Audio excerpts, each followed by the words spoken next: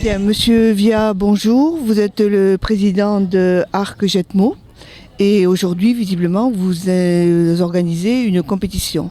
Alors, pouvez-vous nous expliquer ce qu'il en est? Alors, c'est une compétition régionale par équipe. Donc, aujourd'hui, on a des jeunes de 10 à 20 ans. Donc, ils se répartissent sur les benjamins, minimes, cadets, juniors, plus des équipes d'adultes qui tirent en DR. Donc, les jeunes, c'est des TRJ. Donc on voit quand même qu'il y a énormément de monde, donc il y a des participants qui viennent de toutes les Landes? Toutes les Landes, il n'y a presque pas d'équipe des Landes, par contre il y a beaucoup d'équipes qui viennent de Gironde, Dordogne, Lot-et-Garonne, Pyrénées-Atlantiques. Alors comment vont se passer plutôt ces 2 journées? Disons que le matin on a un classement par équipe. Et ce classement permet d'établir des duels qui ont lieu l'après-midi. Donc les duels, on fait des poules. Et donc après, c'est par élimination. Donc les 2 derniers resteront pour la finale. D'accord. Et demain, ce sera pareil? La même chose. Demain, c'est exactement la même chose. Donc demain matin, de 9h30 à 1h30 à peu près, classement. Et l'après-midi, duel comme aujourd'hui. Et les arcs, les personnes qui viennent, ce sont des trucs personnels? Oui, chacun a son arc personnel, oui. Un arc ne se prête pas puisque la morphologie n'est pas la même, la puissance ne sera pas la même. Et puis quand on a l'habitude d'un matériel, on le garde. Et ça coûte cher un arc? Ça peut coûter cher, disons de 300 à 3000 euros, à peu près. Alors parlez-nous un petit peu maintenant du club d'Ajedmo.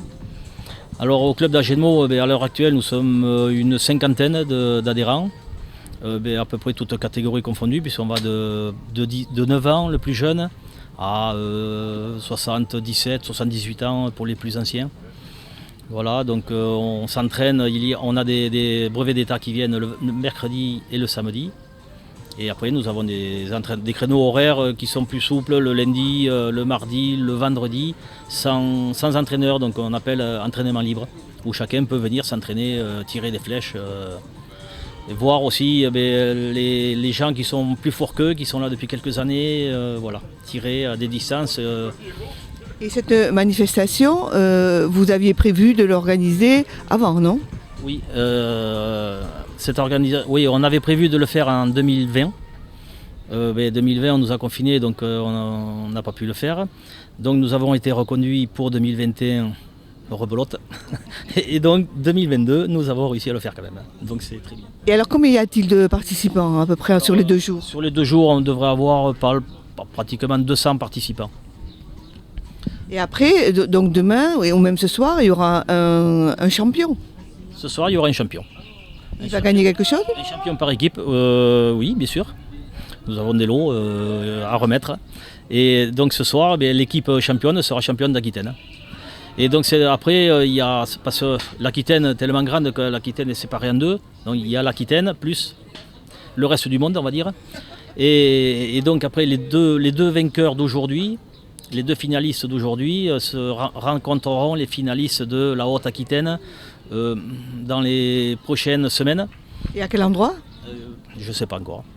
Non, c'est pas encore défini. Et donc là, il y aura sur les finales, le finaliste, le gagnant de la finale montera en division 2. Et vous avez bon espoir pour les équipes d'Ajedmo?